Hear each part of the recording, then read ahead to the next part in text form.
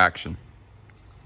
Thank you so much for joining us here for this wonderful meal that we're going to be doing with Taste Restaurant. We're so excited to have you. We have a wonderful meal in front of us right now. We have a meal that has actually been designed specifically to go with our Tempranillo 2016, and we also gave you guys 2 tastes of our Grand Reserva from the barrel. So, Yeah, and so you guys have worked with Taste Restaurant for so long now. How long have you known Mark and Tracy from Taste? Oh, we've known Mark and Tracy for many years. They've been very involved with us with our Dinner in the Vineyards series. And every time they surprise us with phenomenal food and with all of the help from their phenomenal staff that are also, in many cases, their students from the Delta College program that they run. Yeah, and I'd like to dive in here. So we've got some chickpea salad here to start. So Elise is our winemaker here. My name's Rich. I'm the tasting room manager. This is Christine. She's the wine club manager. So we're going to dive into our chickpea salad here. So they work with us for Dinner in the Vineyard. So Liz, when is Dinner in the Vineyard? usually it's every year in August. It's usually the second or third weekend of August, and we've done it for 10 consecutive years. And Taste has done it with us for the last 5 or 6 years, and they every year design a specific menu that's not on their restaurant. The menu is not on their restaurant. It is something that they design specifically with the wines that we give them. Perfect. So let's, if you don't mind, let's Let's dive dive in. in. Amazing. Yeah. Let's dive in. Okay, so wait, before we dive in, this is a chickpea salad that has a smoked paprika dressing. So that should go Wow. really, really well Yeah. with the Tempranillos, because we love everything Spanish. I'm getting hungry. And I should mention that this kit is a double we put together for tonight, but so it's a good amount of food that you're gonna get Yeah. to go with your. And it smells amazing. It does. And this is only 2 kits, and there's 5 people here. I feel like we've got so much food. This There's is great. plenty, Oh. yes, Yeah. definitely. This is a cornucopia. Yes. You know, I have to say that while we absolutely love Taste Restaurant, Liz and I also love to escape during harvest to this little tiny place that's really nearby. Yeah. So that's what happens when we lose you guys. Yes, and so it's either Taste Restaurant or it's the Union Inn, which is in Yes. the town of Volcano, which we absolutely love. Love both places. Mark and Tracy are amazing. I don't know how they actually do it all. So Yeah. So when we say that you're not available, you're actually there. I'm there. That's good. So now we know where to find you. All right. Well, so in our glass we have our Tempranillo, and this is gone. This is our Library 2016 Tempranillo from our It Lily is. Oaks Vineyard. It is. Uh-huh. So Elise, tell us a little bit about what's in our glass here. Yeah, so 2016 was a very interesting year because it was the year that we decided to vineyard designate our Tempranillos. So we make Tempranillo from 2 different vineyards, the Liberty Oaks and the Las Oasis Vineyard. And in 2016, we kind of got to a point where we realized that the 2 vineyards actually made very good wines on their own. They played really well together, which is why we blended them in the past. But then we said, you know what, let's try to do an estate series. So the Las Oasis Vineyard is Marcus and Liz's backyard vineyard. It's the mother block for all of the Tempranillo, Graciano, and Albarino that we grow. And so we decided, let's separate that out and let's do an estate bottling.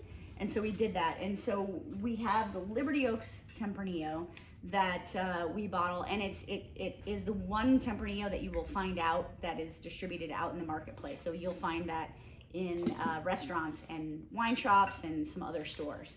So it's a really great Tempranillo. I've been working with this Tempranillo since 2011, so a full almost 5 years before I started working with Marcus and Liz. I started buying fruit from Marcus in 2011 because I was so enamored by the Tempranillo that they were making. I wanted to do it for myself, and so I started making it, and so I'm very familiar with it and I love it. It's just an amazing variety, and it goes great with all of these foods that are on your table.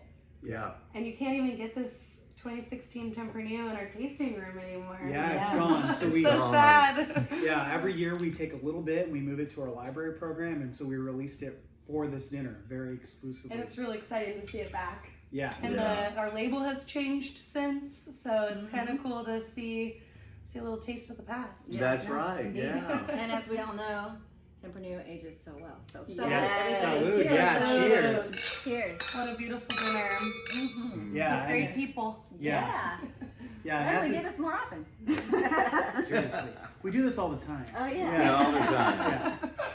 time. Yeah. What's for breakfast? Can't wait. Fresh eggs. from your guys' chickens. So Marcus, so when did you plant Tempranillo here in Lodi? Well, we planted Tempranillo here in Lodi in 1999, and it's a variety that's been in California for basically just about 20 years after the gold rush. So it's been around for a long time, but it never really took off. It was a variety that was not very well understood, and perhaps some of the selections that had come from Europe early on weren't that interesting. But given that it is the quote-unquote Cabernet of the Iberian Peninsula, with its power, its tannic structure, its longevity, I mean, our 2014 Gran Reserva just is like a babe in the woods still. It's a variety that just continues to go. We thought we really need to bring this into our California lineup.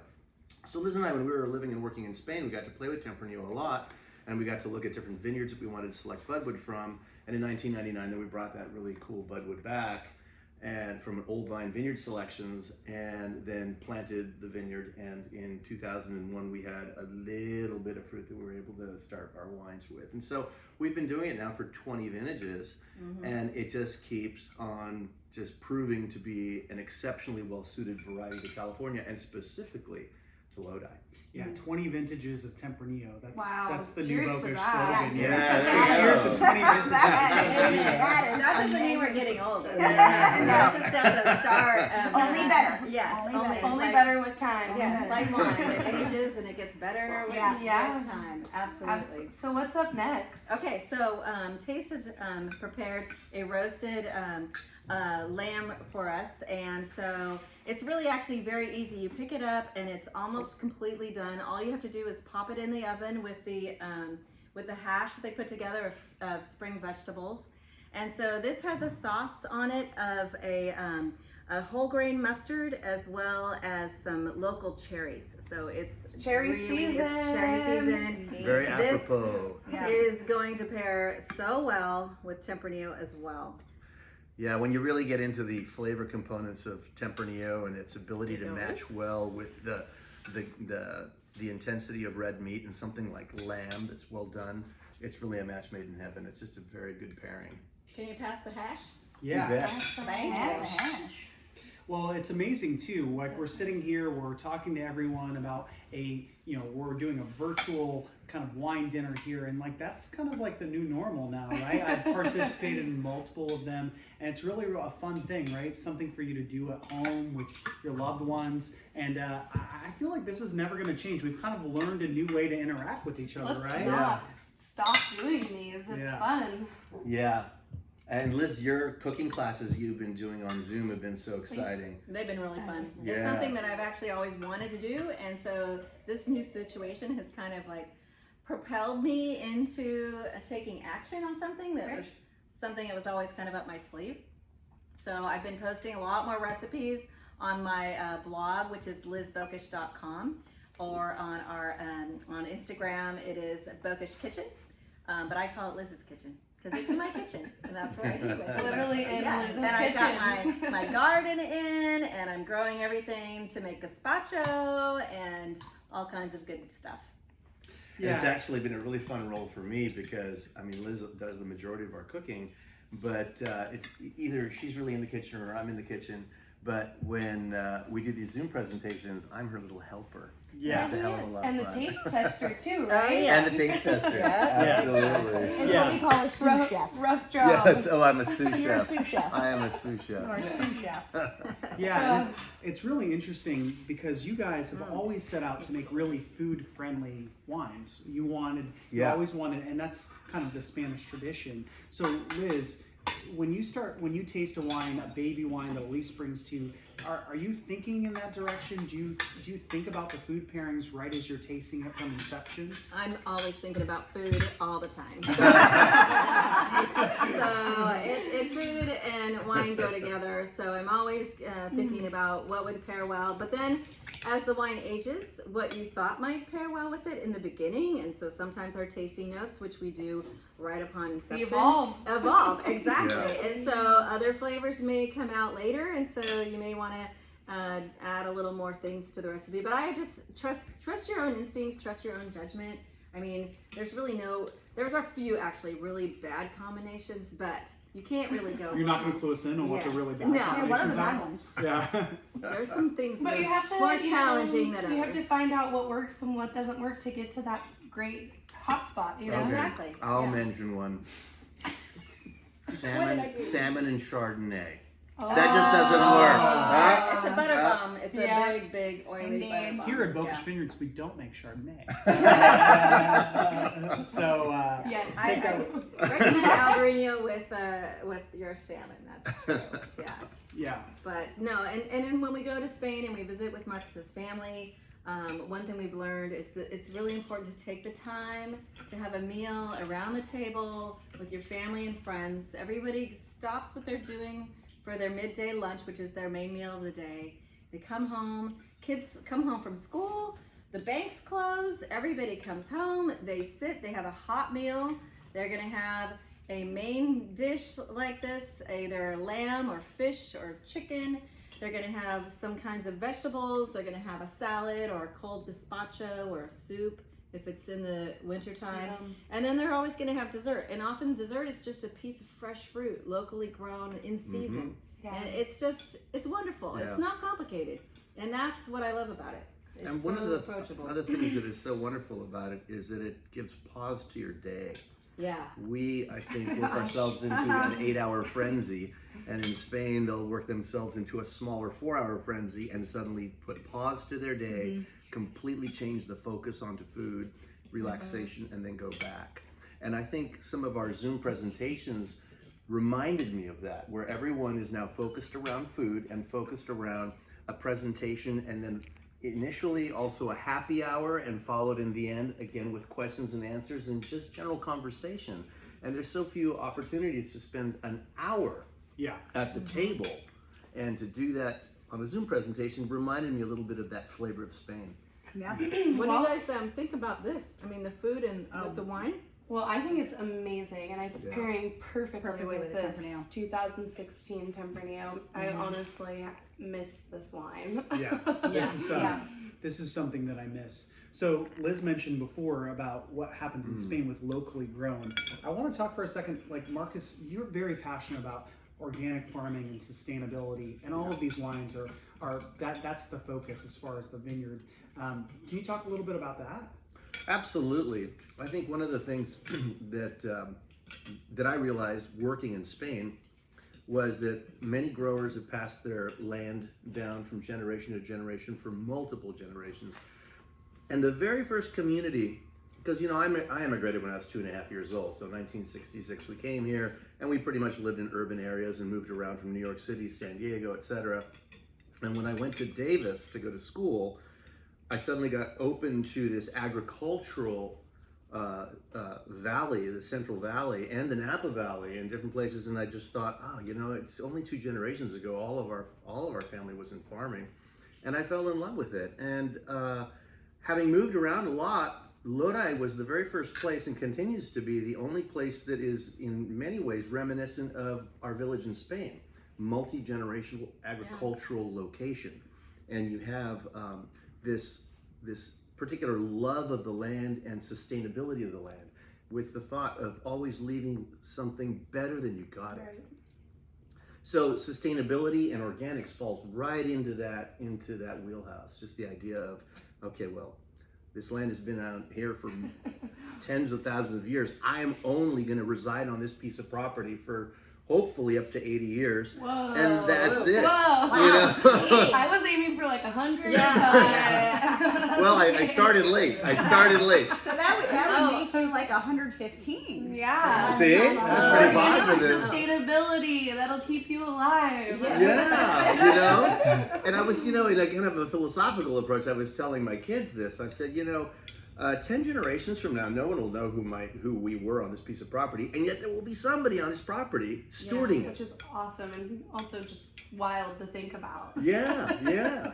I mean, I don't know who stewarded the property 10 generations beforehand. So the whole idea of just thinking about organics and sustainability as something much greater than our momentary part of the stewardship of the property. I think that's something that And not a lot drives of my people decisions. think about that. you know, Mm-hmm. which is really special. Yeah, and Marcus, it sounds like you're such a great steward of the grapes. I mean, I've worked here, and you know, it's great hearing your story. So, Elise, I'm interested to know, Marcus is really focused on sustainable and organic farming. How does that affect you in the cellar when these grapes come into your territory? Well, I mean, that's what drew me into working here is the focus that Marcus has on the sustainability and the you know, some of the vineyards are organically farmed. It was something that I worked in Napa, and I had worked at wineries, and you know, I saw the farming and the grapes that came in, and there was a big difference when for my own small label, when I was making wine back in 2011, and I would come out and pick up my grapes from Marcus. My goodness, like I remember like the look on my face when I would pick up these grapes, and it was just like, wow, they just look amazing. It was fantastic because Marcus is such an amazing grape grower. So now, working for Bokisch Vineyards, I know that when the grapes come into the winery, I'm getting really high quality grapes. So the thing that I have to do is know not to mess it up. And so I always tell people that the best winemaker is somebody who knows not to mess with things, because I get such wonderful grapes that come into the winery. Don't mess with it. Just don't mess with it. There's such I think modern winemakers there are so many things that we can do, and so many products we can add, and so many things that we can add, and so I just know I'm not going to mess with it. And so I think that's hands-off approach. I have a very hands-off approach, and that's what. No. You do a lot of magic. You do a lot of magic going on behind the scenes. Maybe, yeah. Yes. Although I have to say, I love your winemaking approach. It's like the glove fit perfectly, because it's so sensitive to the grape, so sensitive to the terroir, so sensitive to the area, and you guide it so well, but you don't over manipulate. You just allow it that expression. I'm a to come shepherd. out. Yes. I'm a shepherd. And you can see that in this beautiful 2016 Tempranillo. I think the overarching thing that we should look at is that it was truly a partnership, and so it's not just me, and it's not just Marcus, and it's not just Liz. It's all of us kind of doing this together, and so that's the really cool thing, is like we have this really great synergistic relationship where we make the wine together, and this is what you get, and you're enjoying it with this amazing food. Oh, Yeah, so Really why amazing let's go back to the lamb aspect Right. of this meal. When we were starting to plan this, Liz, there was a few options in the air, and this is what we landed on, and Yes. it's pretty traditional Yes, for it us is. here. Very, very traditional. Lamb is grown through is one of the most common meals to have in Spain and throughout the entire country. It's a very dry, arid country, so they also have a lot of lamb everywhere. It's a little more challenging to to raise beef and other things, because it's mostly on the East Coast and Asturias region. So, and lamb, I mean, if you think about Spain, it's been around for over, I don't know, like, let's talk about it. 2,000 years was the Romans. Before that, the Iberians.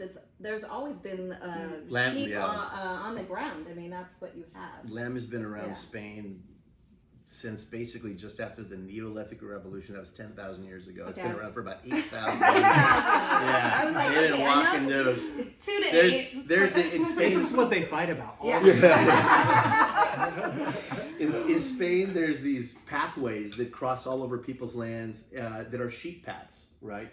And you can buy a piece of property, and you can think that, hey, no one can No come onto my sheep. land, except to say transhumans, which is the name for it, is the legal right that any shepherd has to cross over your property if that path has existed over time. What? Yeah. Yeah. What was that called? Transhumans. The transhumans pathways, which is all the sheep pathways all over the Iberian Peninsula. That is so cool. Yeah, it's really cool. So this poor sheep didn't make it. But,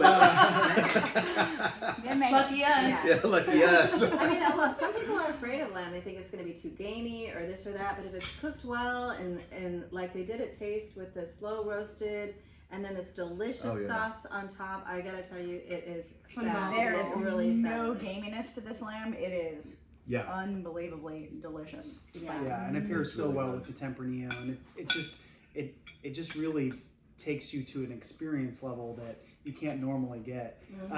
So we've been talking about Tempranillo for the last couple minutes. So Elise, you brought us a little surprise, right? I did. Yeah. Surprise! Yeah, a Tempranillo surprise. us? Yeah. So, in this beautiful vessel, which is called the Perone, and I will let Liz and Marcus discuss the Perone. No. We won't We do weren't that. You don't have to do it. But I just would like. I would like you. We It's Saturday night special. I will. You can talk about the Perone for a second, and then I'll talk about the wine. But talk about the Perone. Okay. Essentially, you can see that this is a blown piece of glass and has this very, very long little spout like you would have like your olive oil in. And way back a couple hundred years ago, when a family would be lucky to own a table and 4 chairs, and certainly not glassware, that was way too much. No one had glassware. They would have the common vessel to drink wine out of, which is a Perone. And so the wine would be in one vessel, and it would be shared along every member of the table. And of course, so that you didn't touch your lips to the glass because it was going to go to the next person, you would pour the wine down. We have some really good videos. Which is perfect. Which is perfect for this time that we're living. Yes. Yeah, It is. contactless. Yeah. Contactless wine. wine. Yeah. Yeah, this is pandemic glassware. Yeah. Wow. Yeah, and so what's we have along with your meal tonight is you get to have 2 samples that Elise is pulling. So Yes. And what is it? What is So it? this is our Gran Reserva Tempranillo. So this is our second vintage of Gran Reserva, which we have not bottled yet. We will bottle next year. But our first vintage was 2014. So we age it in barrel for about 3.5 years. And age it in bottle for 2 years before you get it. So it's been aged for a solid 5.5 years before you get to enjoy it. Put that So Gran Reserva in Spain. So Spain has several different levels of their Tempranillos. There's Juven, Vino Joven, yeah. Vino Joven, and Young. then Crianza, and Reserva, and then Gran Reserva. And Gran Reserva is the highest level, and it's an aged wine.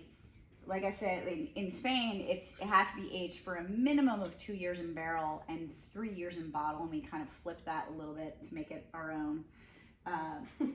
But it was really amazing because I came to work here in 2014, and Marcus said to me, "Do you want to do a Gran Reserva Tempranillo? Can we do this?" And I said, "Absolutely." And it was the first opportunity that they could do it because they had been making wine. The Bokisches had been making wine in other facilities for years. And no other winery, if you're making wine there, is going to let you age for 3+ years in barrel. So we had that opportunity to do this. And Tempranillo ages really, really well. And so this was an exciting thing that we could do. So our first vintage was 2014. It turned out amazing. We are now selling it through our tasting room. Just released this January. Just released this January. To our club members. The 2016 that you will be tasting tonight with your food is going to be bottled next April. So April of 2021. So it's got some time So left. it's got some time. And then even when we bottle it, it's not going to come out right away. No, 2 years. Well, it's really interesting to me because we tried the 2016 Tempranillo, which we're having with our meal, which pairs so well with the lamb, and now we have a 2016 barrel sample that's not even released yet. Still in the barrel. So to understand what barrel aging does to Tempranillo is a really cool thing to experience here at our dinner. It's really, really fun. And we are the only.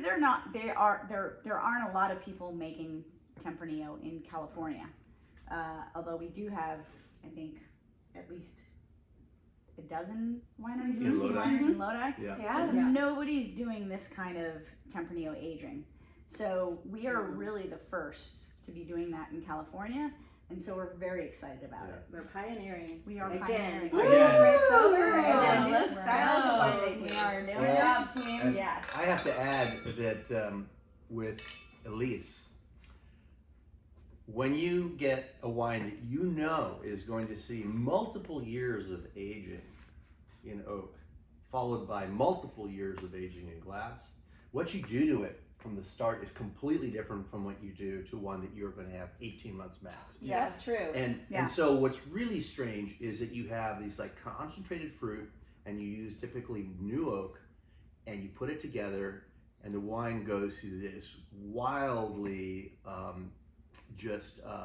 unstable, intense, tannic stages, and you just have to have the foresight that Elise has and the confidence to know that what'll come out on the other side is going to be just absolutely beautiful and delicious. But it's not something that every winemaker can do. A practice of patience. Yeah, I mean, we got to witness that with our Grand Reserva that we just released, and it was probably one of the most memorable experiences with a wine that I'll ever have. I mean, we continually tasted it from the time that I started working here until it was bottled and released. Like, we had all these different ebbs and flows of it, and it was so cool to see that evolve. And what's funny is the ebbs that they would taste, they'd be like, this is terrible. I'm like, hey, we didn't say it was terrible. We might have questioned that a few times. patience. But like Marcus was saying, you have to have that patience, and we're newbies, you know, and we're kind of your little test. Well, the other thing about this project that we embarked on is it's an investment. It's a financial investment and a commitment on our part to wait, 5 years of making the wine with the aging in the bottle. But you have to count the year before that you harvest. We're growing the grapes, so that's actually 6 years. And it's not like you sell everything the first day. So it takes 1 or 2 years to sell the wine. So you're really like an 8-year turnaround on this investment. And so it's a commitment. But once we open the tasting room, the winery itself in 2014, we were ready to make that financial investment into the future. Such a fun But what I will choice. say is when you taste this 2016 Grand Reserva that's still in barrel and we don't bottle until next year, you're going to be blown away. It is amazing. It really is.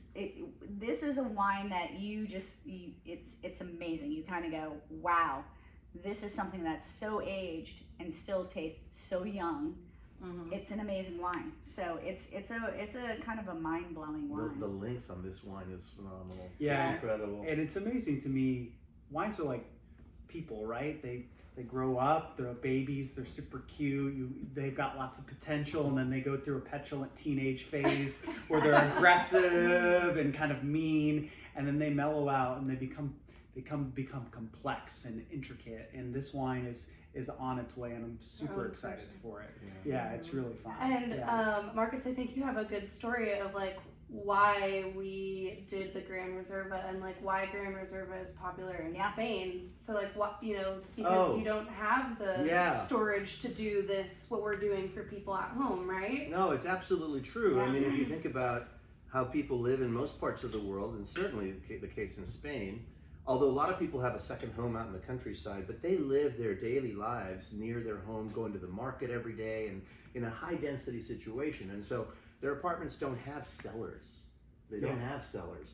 And so what a wonderful thing to be able to go buy a bottle of wine from your local wine merchant that's already 5, 6, 10 years old and already aged beautifully. And that's just part of the culture. And that's something that here in the United States, we're, I think, maturing as a culture and beginning to see the benefits of that as well.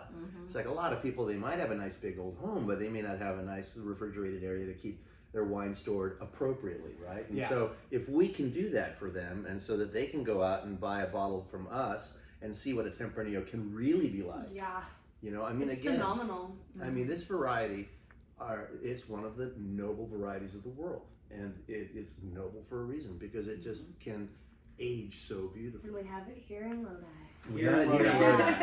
Absolutely. Well, thank you. Yeah, thank you for joining us, everybody, for a delicious dinner. Yeah, salute. Thanks to Mark and Tracy. Thank you to Big shout out to Taste. As always, we miss everyone. And amazing. And shout out to Chef Mika, who is the one who also really took lead. That's on this. right. So Thank you very Chef much. Mika. And Enjoy. enjoy. Salute. Enjoy. Salud.